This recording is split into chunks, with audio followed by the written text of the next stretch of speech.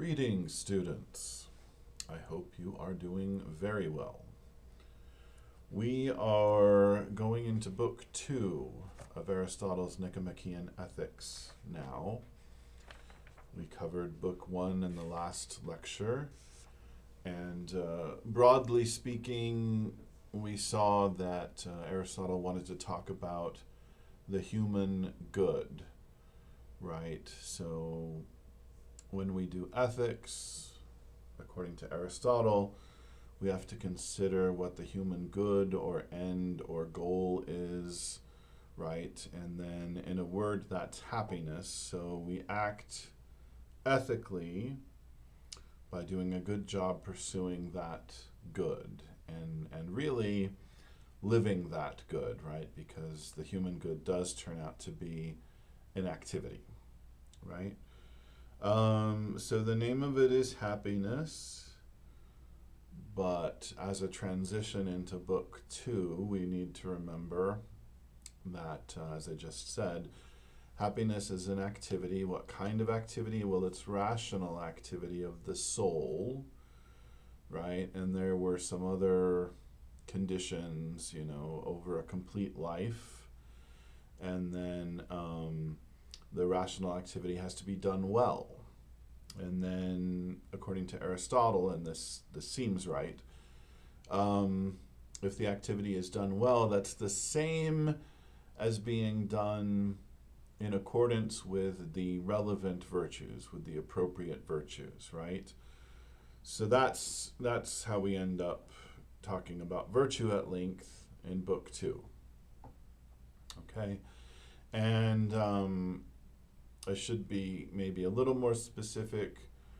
We really get into virtue of character in Book 2, right? So we've already distinguished intellectual virtues and virtues of character. Aristotle wants to discuss virtues of character first, and then when he's done with that discussion, he will discuss the intellectual virtues somewhat separately. Okay? So, looking at Book 2, first of all, Aristotle reminds us of the distinction I just mentioned, right? There are intellectual virtues and there are virtues of character.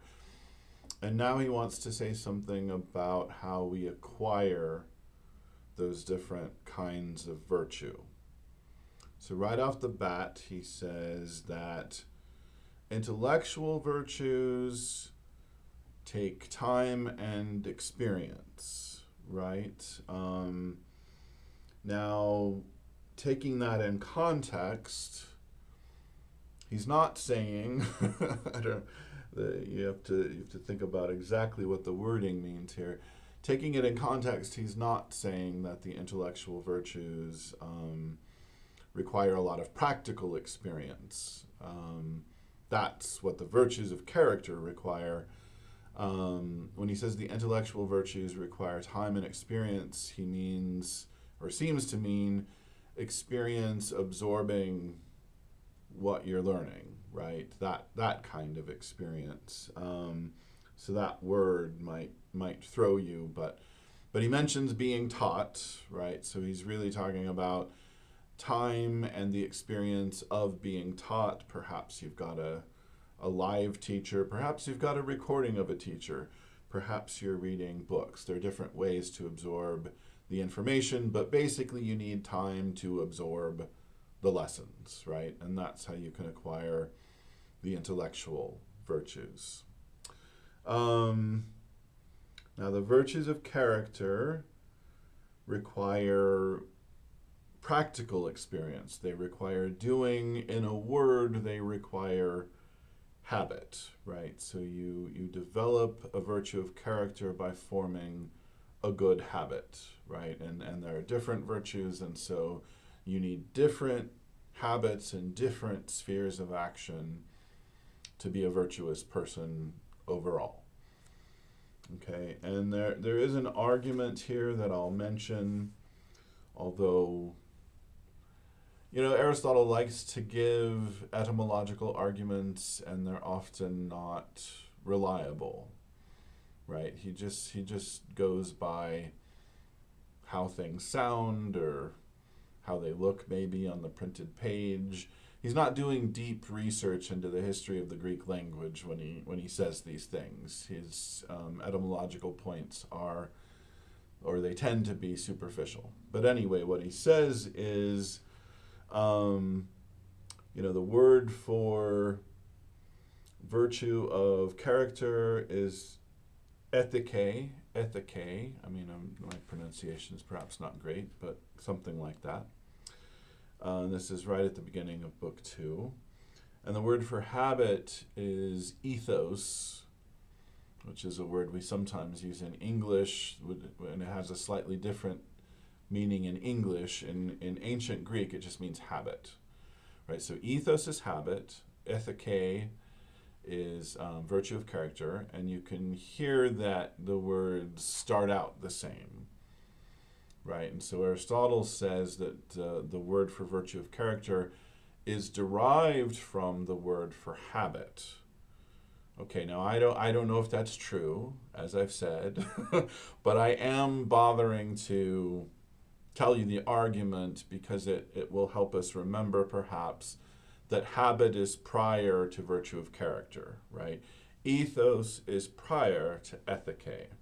So in other words, develop good habits, and then you'll have virtue, right? So the argument can help us remember what we're supposed to do, even if the argument isn't quite right. And I'll go ahead and I'll tell you which arguments work the best here.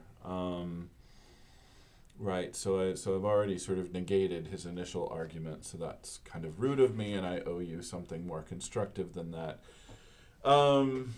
As Aristotle proceeds, I would say his best arguments for the model of virtue are the analogies he makes and the analyses that he executes. Okay, so he constantly compares virtue to strength and health and skill in craft. Okay, and so we'll note those analogies when we come across them. He uses those analogies to unpack what virtue is like, and I think he's fairly successful with the analogies, especially with craft, I would say. Right? It looks like virtue and craft both require skill, and that skill is developed with practical experience with doing.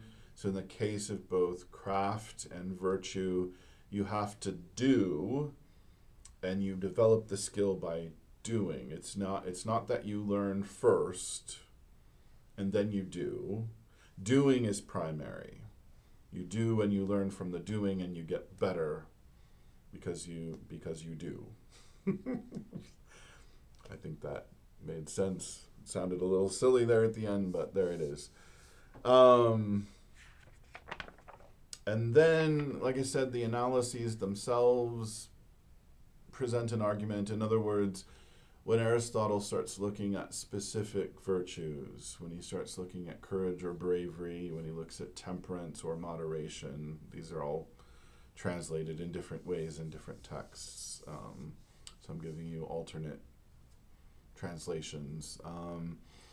But anyway, bravery, temperance, generosity, magnificence, magnanimity, the virtue concerned with small honors, mildness, truthfulness, wit, friendliness, justice is sort of its own thing, but we get wonderful analyses, and they do suggest, a couple of different points. They suggest that doing is primary. They suggest that doing the right actions, in other words.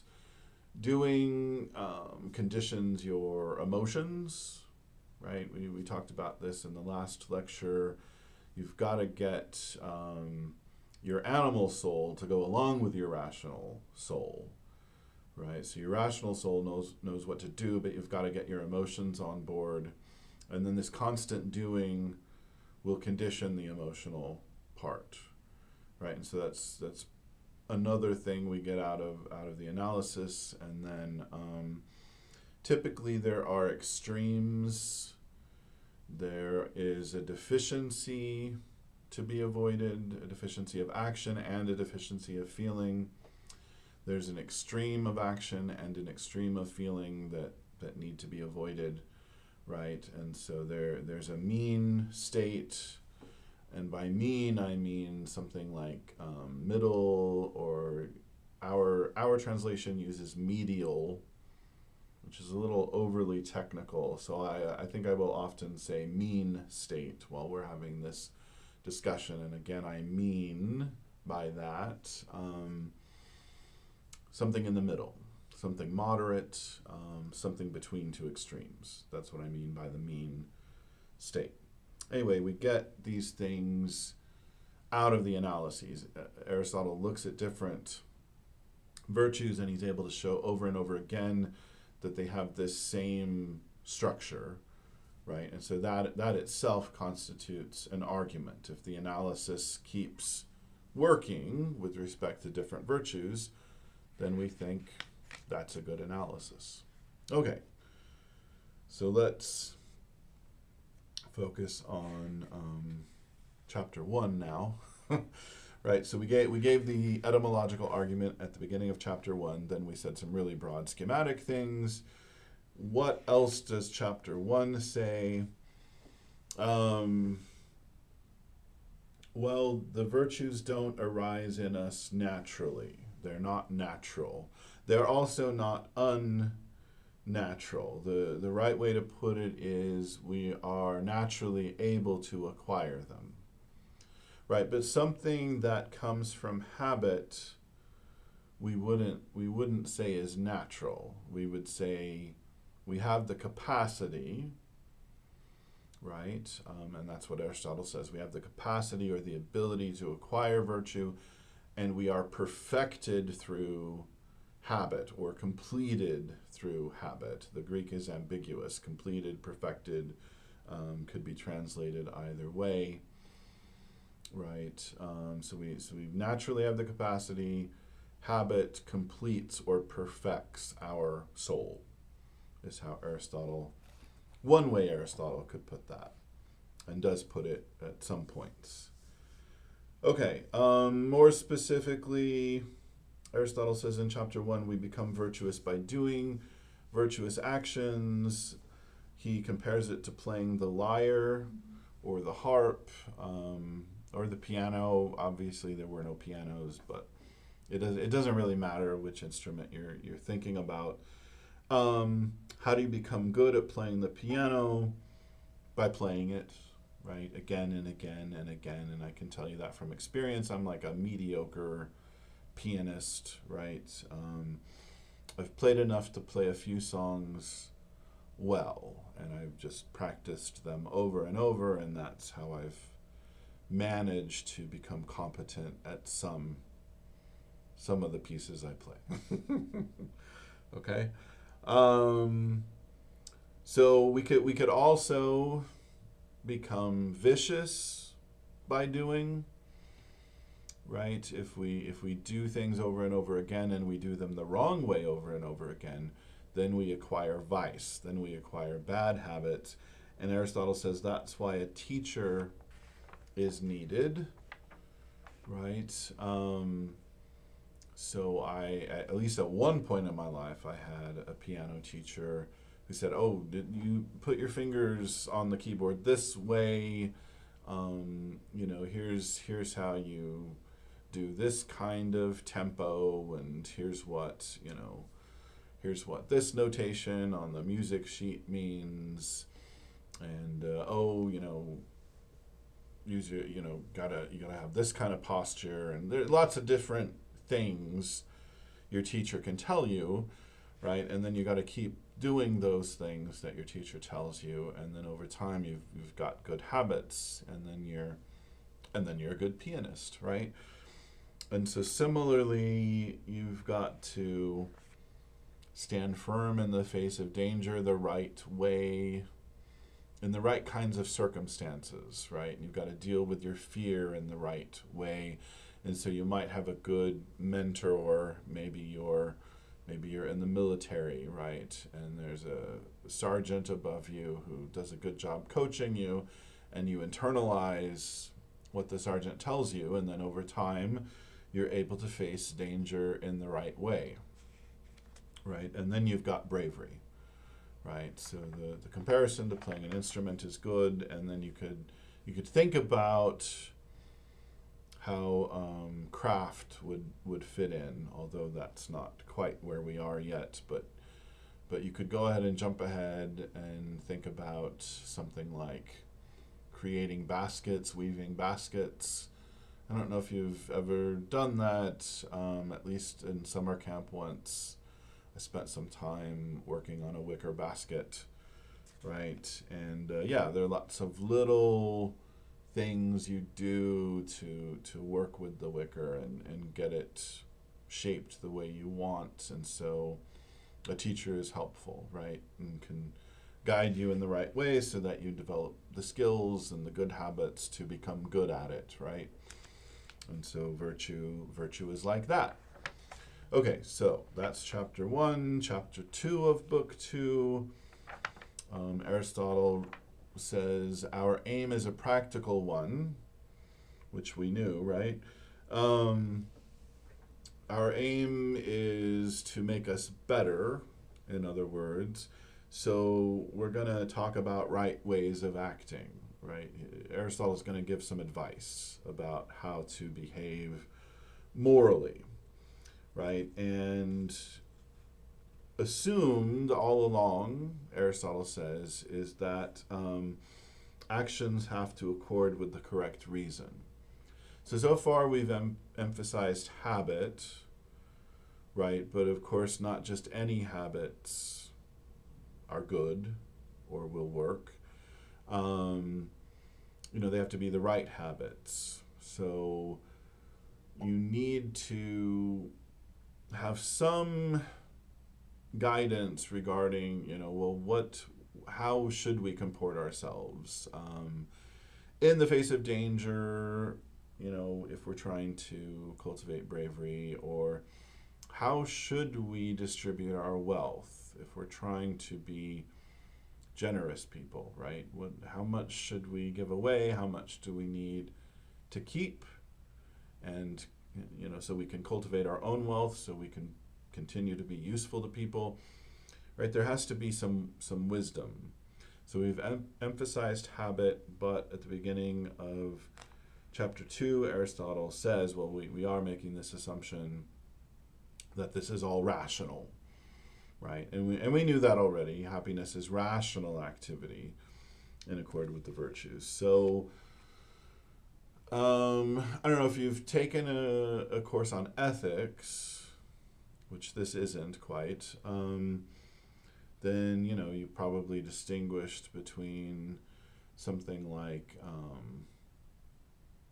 ontological theories, or deontological theories, I should say, and virtue theories, and then consequentialist theories, right? And then deontological theories are the ones that give you rational principles to follow. And basically, you're successful as a moral agent if you manage to follow those principles, right? And then virtue ethics, we tend to distinguish from that and say, well, you're a moral or ethical agent if you act in accord with the virtues, right? Which is not the same as acting in accord with the principles, because virtues are states of the soul, right? They're conditions that you are in, and principles are rational rules that you can follow, right? So there is a difference between deontological theory and virtue theory, but at the same time, reason does play a role in virtue ethics, so sometimes we are stating principles, right? You should behave this way in this situation for this reason, right? That's a principle. But as Aristotle says in chapter 2, theory is limited here, right? So if we really want to distinguish virtue theory from deontological theory, we should pay attention to statements like that. Virtue is particular, right? Or let's say, what a virtue tells us to do is particular to each situation. As Aristotle says, we have to consider we have to consider what the opportune action is in each case, or what the appropriate action is in each case, right? This has come up before. What's good varies a lot from particular situation to particular situation. Virtue aims at the good. Therefore, what virtue tells us to do varies a lot from situation to situation. So that's an important difference between deontological theory and virtue theory. So both have rationality or human reason playing a big role, but deontological theory tends to say you can work it all out, what you should do from the principles, from first principles. And that is definitely not what Aristotle is saying. He's saying you have to be attentive to reasons, but you have to be attentive to the individual situation, and you have to hone your judgment so that you know how past lessons apply to the situation right in front of you, right? And so things just vary a lot, and you've got to cultivate good judgment. Okay, so that's very different from what a deontological theory says. Okay, so we've got to give guidance, we've got to give rational considerations. Aristotle tells us also in chapter 2 to give guidance, to give such guidance as we can. Think about strength and health, right? And this is where we get those analogies I was already mentioning. Strength and health can be ruined by excess or deficiency, right? So we have to be moderate. So in other words, when you're doing strength training, you shouldn't do too little weight, because it won't help you, right? And you shouldn't do too much weight because you might tear something or hurt yourself in some other way. So you have to go toward the mean, right? Whatever that is for you, which is another thing Aristotle ends up saying. There's a mean relative to you. What is your level of strength, right? You have to decide what weights you're going to use based on the condition that you are already in. And it's the same with health, right? So there's calisthenic exercise, and again, don't do too little, don't do too much, but also nutrition. You need a certain intake of calories. Too little is problematic. You might not be able to do your workout. You might not be able to get through the day without passing out and accidentally taking a nap. But obviously, too many calories is a problem as well. Okay, so connecting strength and health to virtue. Virtue could also be ruined by excess or deficiency, so you have to aim at the mean. So the brave person, for instance, stands firm in the face of most dangers, but not all, right? So the deficiency associated with bravery is you run away. You don't stand firm in the face of danger. And the excess is, well, you just run into danger just without thinking. You may not live long if you do that, right? And that's rashness. So if you're always running away, that's cowardice. If you don't discriminate dangers, if you just run in without paying attention to what kind of danger it is or whether you're prepared for it, that's rashness. But standing firm most of the time, dealing with dangers that you're able to deal with, right? That's bravery. Okay, so more generally, certain actions produce a certain virtue. Um, Standing firm in the face of danger produces courage. Not giving in to pleasure or only giving in to the right pleasures produces temperance over time. Giving away your wealth to the right causes, but not too much of it, giving the right amount, produces generosity over time. And then another analogy here is, well, the more you do the actions of the strong person, the more you're able to do them, right? There's a feedback loop. In other words, the more you lift the weights, the better you are at lifting the weights, right? You build up your strength. The more you act courageously, the more you're able to act courageously. You build up that disposition to be courageous in your soul. Okay, and that's chapter 2. That wraps it up for us. Now, chapter 3 is all about pleasure. And Aristotle is trying to convince us that virtue has something to do with pleasure and pain. And he's also trying to convince us that you'd better watch out for pleasure, because that's going to get you off track, right?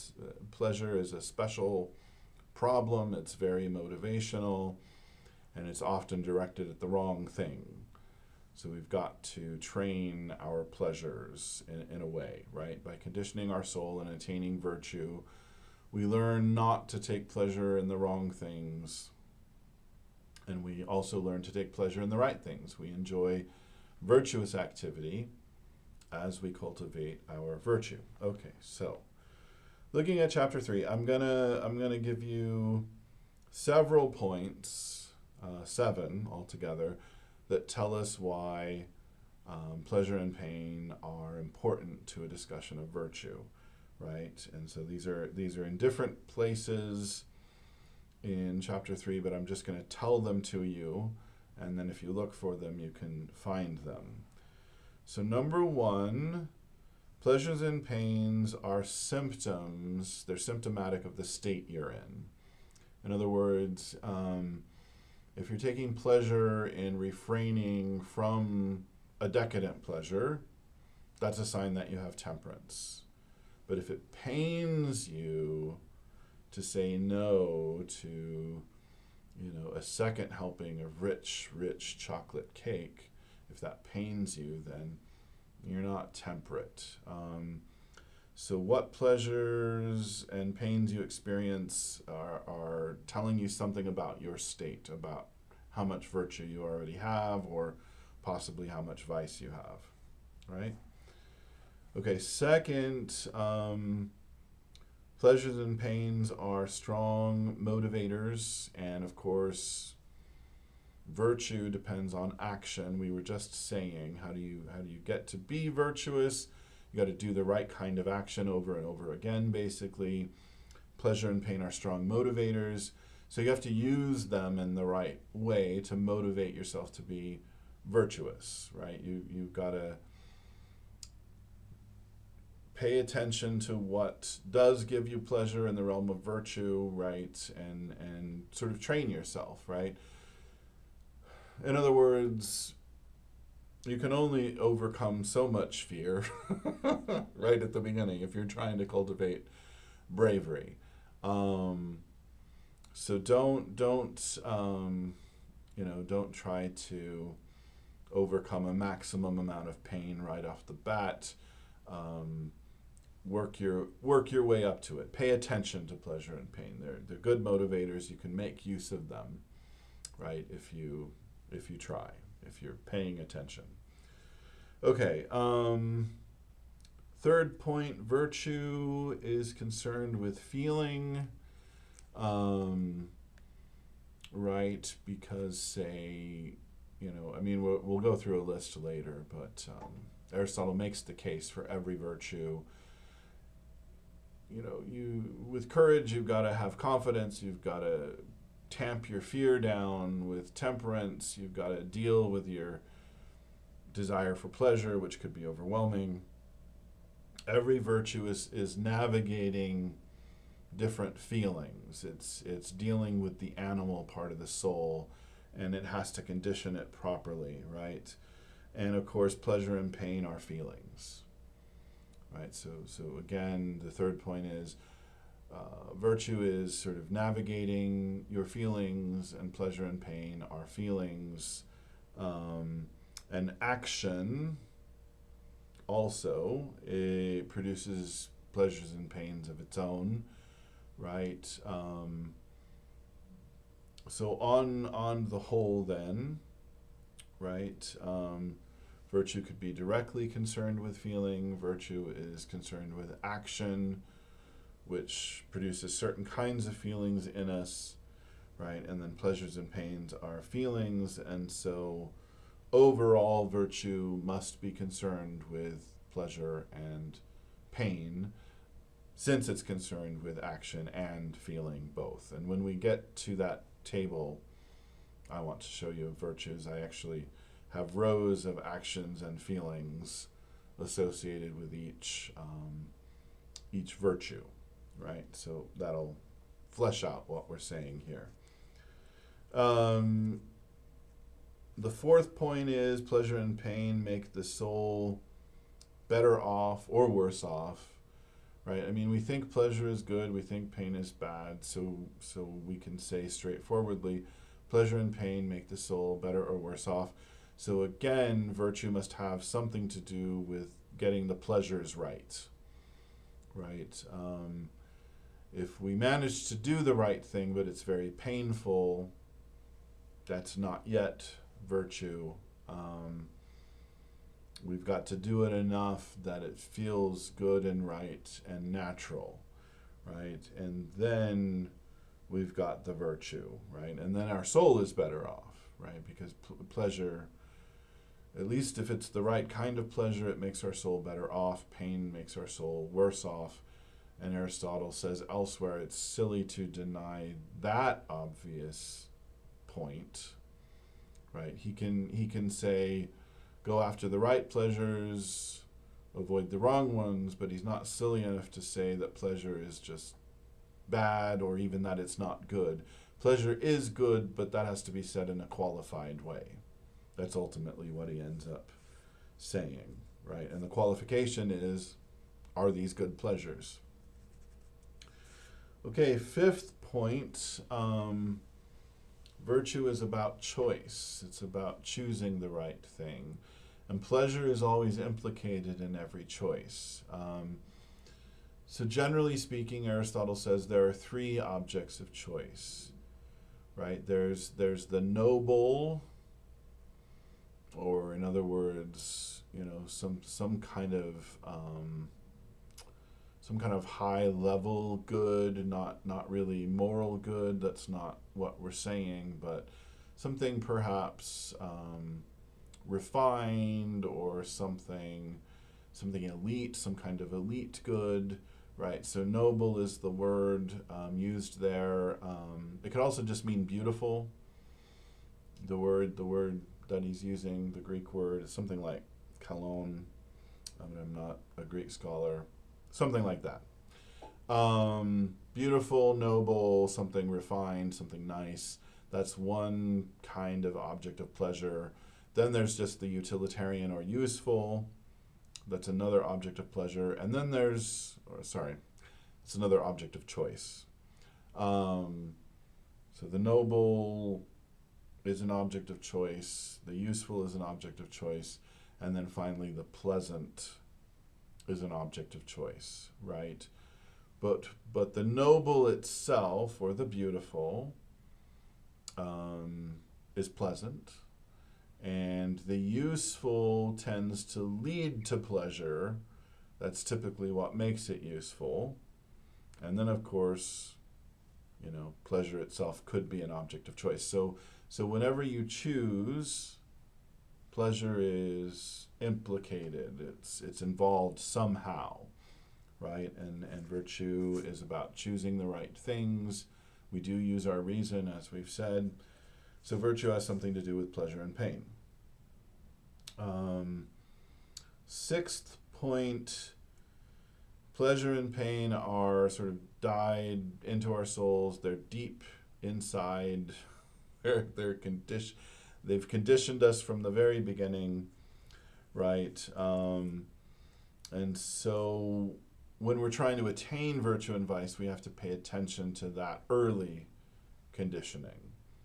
And that early conditioning was all in line with what pleased us and what pained us, with the guidance of our parents, of course, who tried to give some kind of pleasure when we did what they thought was the right thing, and they caused us some kind of pain when we did what they considered the wrong thing, right? So all these years we've been conditioned by pleasure and pain. So then when we're trying to attain virtue, we have to pay attention to that and deal with it somehow. And then the seventh point is, this is where craft comes up again. Virtue and craft are both about what's difficult, right?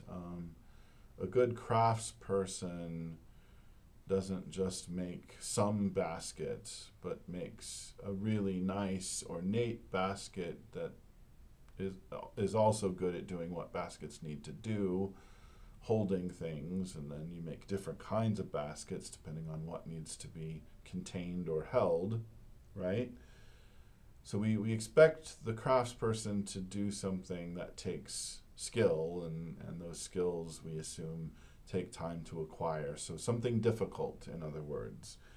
And then virtue, similarly, the virtuous person isn't just the morally competent person, but the person who's doing a good job, right? That's what we mean when we talk about the virtuous person. So they're doing something difficult that not everybody can do, right? And Aristotle says, well, it's more difficult to fight pleasure than to fight spirit. And there he's making a reference to Heraclitus, who mentioned how difficult it is to fight spirit.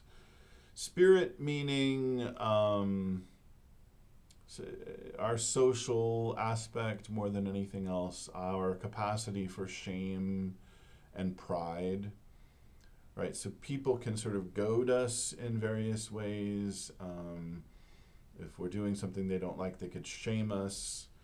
If we're doing something they do like, they might praise us and make us feel proud, right? And so that is very motivational, and that's what we're talking about when we talk about spirit.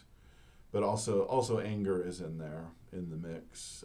We get angry with other people, and that can be hard to deal with. But pleasure, on a day-to-day basis, more difficult to fight than spirit, right? That's Aristotle's view, and it seems plausible. You have to deal with pleasure even when you're not dealing with other people, for instance, right? That would be one consideration. So virtue is about doing what's difficult and getting it right, and fighting pleasure and getting the right result despite these struggles with pleasure. That's difficult. So virtue and vice have to do with pleasure and pain. Or to quote from chapter 3, let's see. We assume then that virtue is the sort of state that does the best actions concerning pleasures and pains, and that vice is the contrary state. That's not quite the same as your translation, but that's a nice translation, right? So virtue is the sort of state that does the best actions concerning pleasures and pains.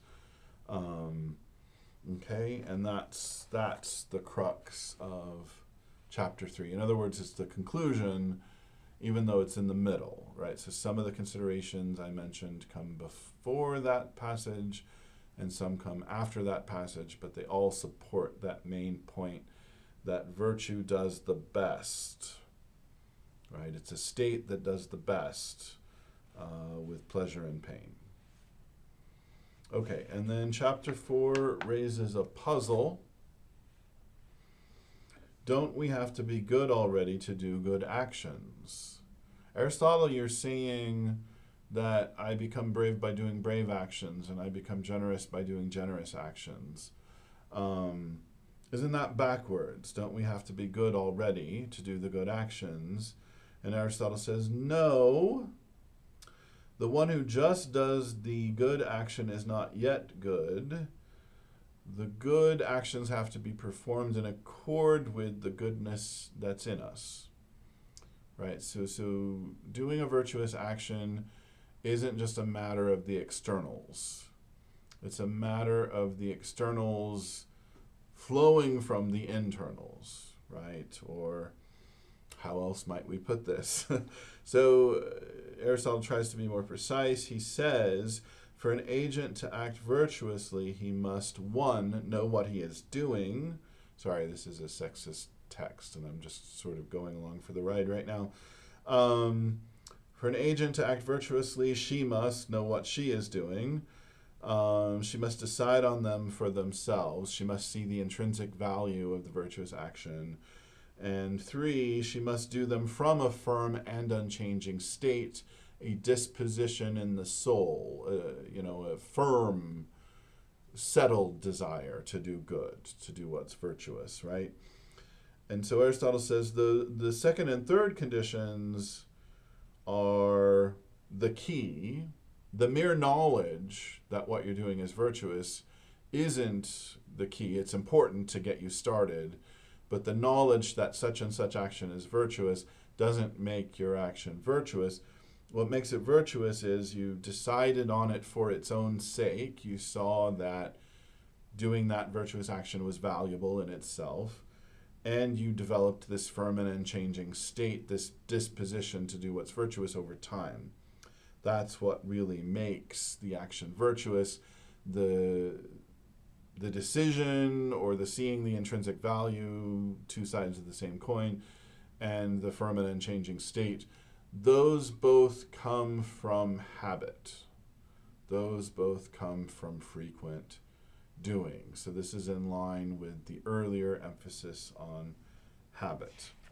Okay, chapter 5, we figure out what the genus of virtue is, and I'll just spill the beans here and say the genus is a state. But how does Aristotle argue for that? He argues for it by process of elimination. He says there are 3 conditions arising in the soul: feelings, capacities, and states. Now, there are lots of different things in the soul. So what does he really mean?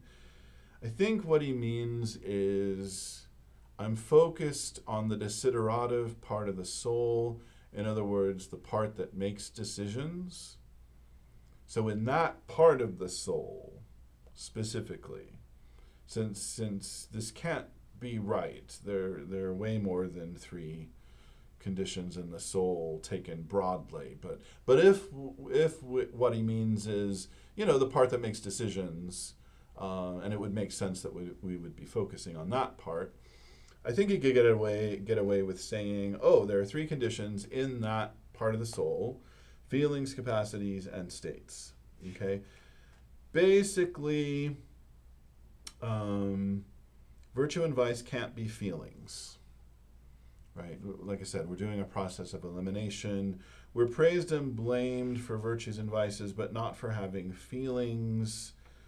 We feel without decision, but virtue and vice result from decision. So these are distinct, right? Also, when we have feelings, we are said to be moved, especially when we use that word passion, right? There's a suggestion of passivity in the word passion. There's a suggestion we're being moved. But when we have a virtue or a vice, we are in some settled condition. We're not being moved. So that's 3 distinctions now. between virtue and vice and feelings. So virtue and vice can't just be feelings. Also, we're not praised and blamed for capacities. So virtue and vice aren't capacities. Right? You're not, we need an example, I think.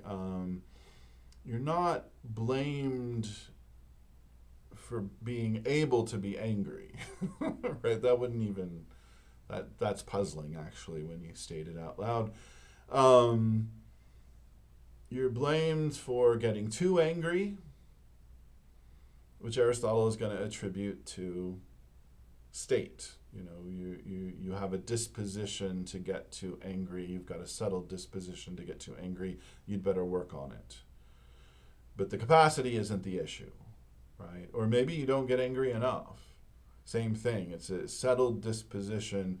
You don't let your anger amp up enough. You've got to be more assertive. You've got to look out for your own interests, right? The capacity is not the issue. You have to have the right amount of anger in the right circumstances. That's the sort of thing that comes from a settled condition.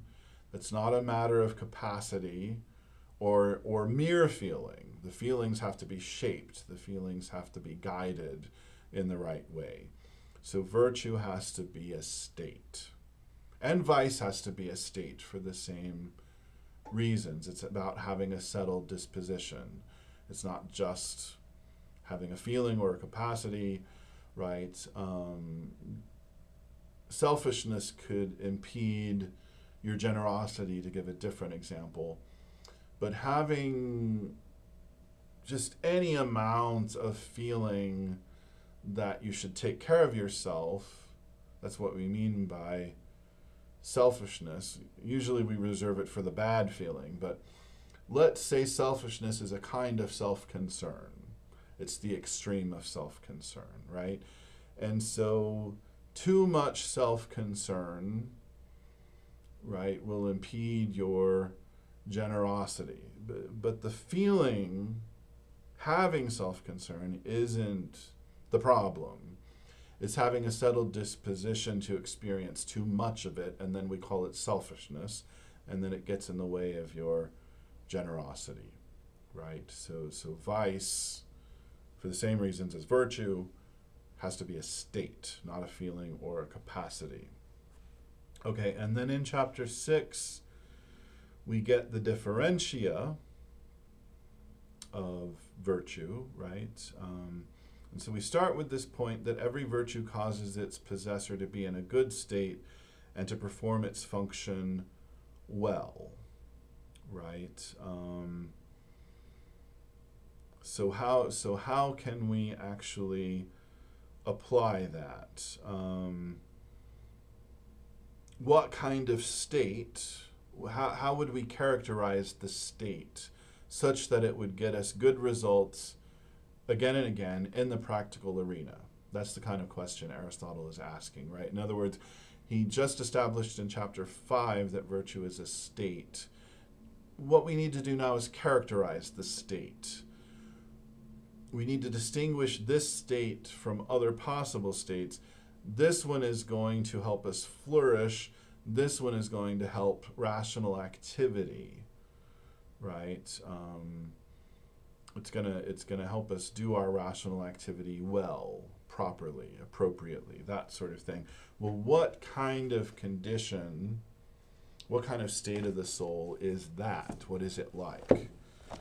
All right, let's see here. I'm gonna read a bit to answer that question.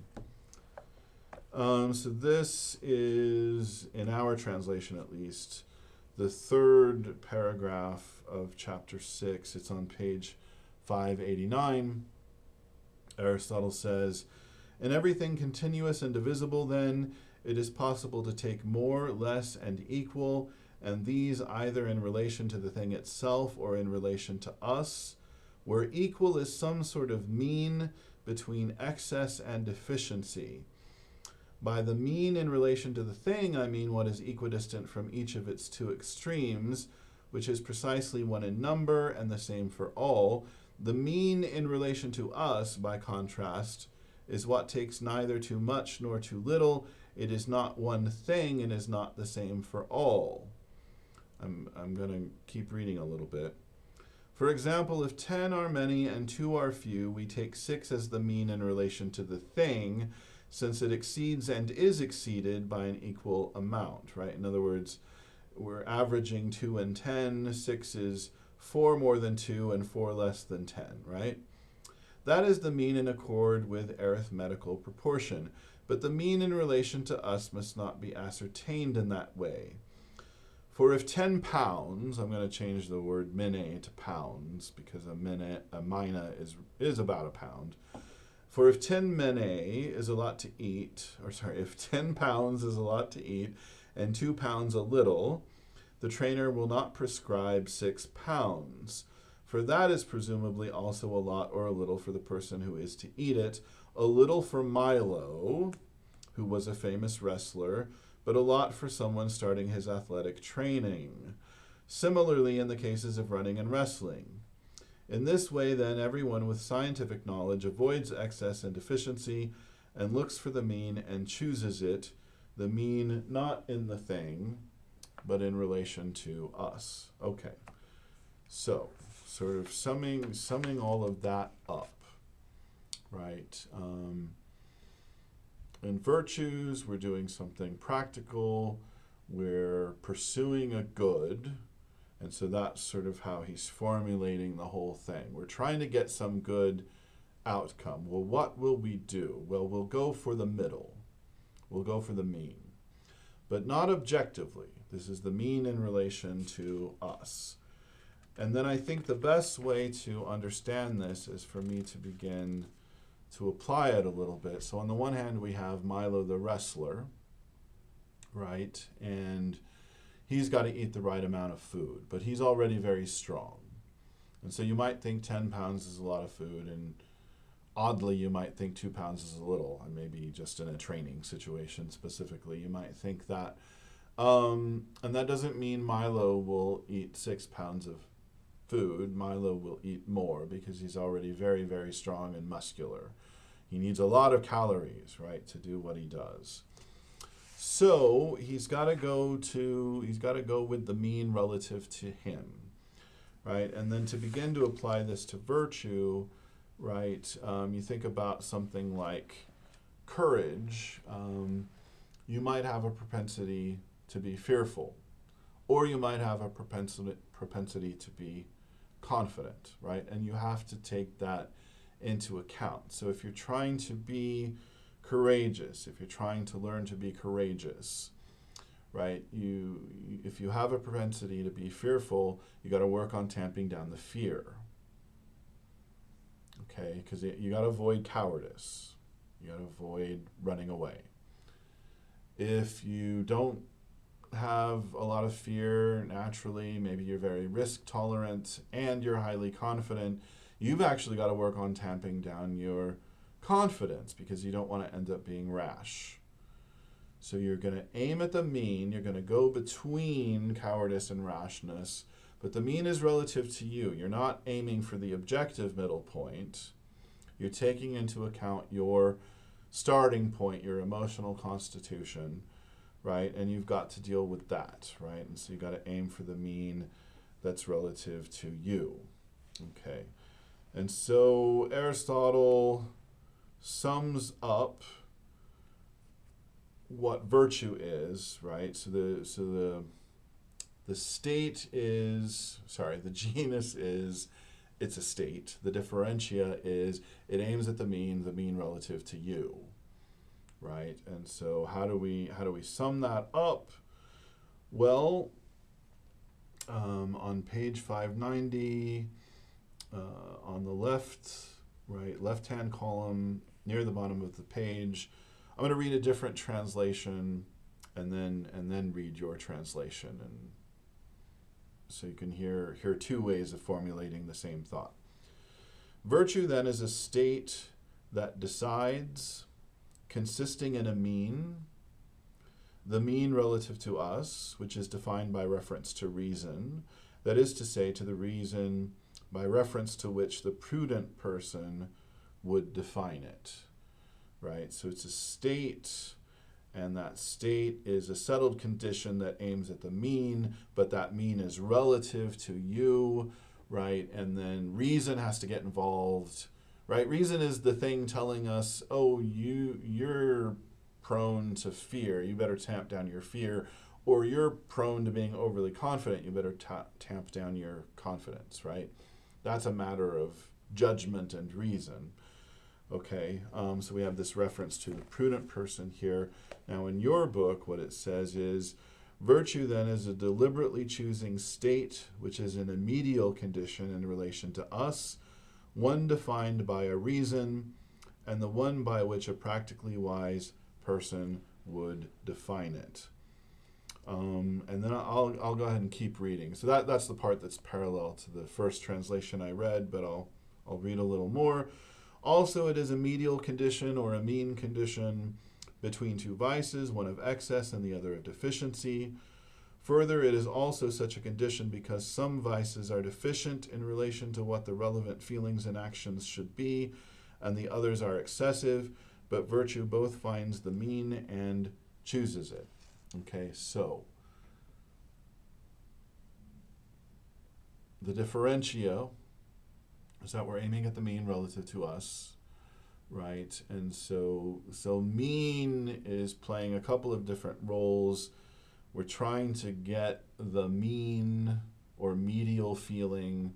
We're trying to do the medial action or the mean action, the moderate action. And then doing that over and over again will be in the mean or moderate state, right? And then Aristotle ends the chapter by saying, well, not every action and feeling admits of a mean, or in other words, you can't be moderate in certain areas, right? In other words, if you're feeling spite, you can't just have a moderate amount of spite and then it's okay. Spite's a problem. Murder is a problem. You can't murder moderately. It's not a matter of murdering the right person in the right way. By definition, murder is killing an innocent person without justification. That is what we mean by murder, so that's bad. So this model that involves the mean has its limits, right? We're going to have to be careful about what we apply it to, and then, of course, Aristotle is going to help us with that. He's going to give us a list of virtues and say, well, these are the conventional virtues. You can see how in each case you're aiming at the mean. Okay, so that's it for this lecture, and then in the next lecture, we'll actually look at specific virtues and vices on the table. Thank you.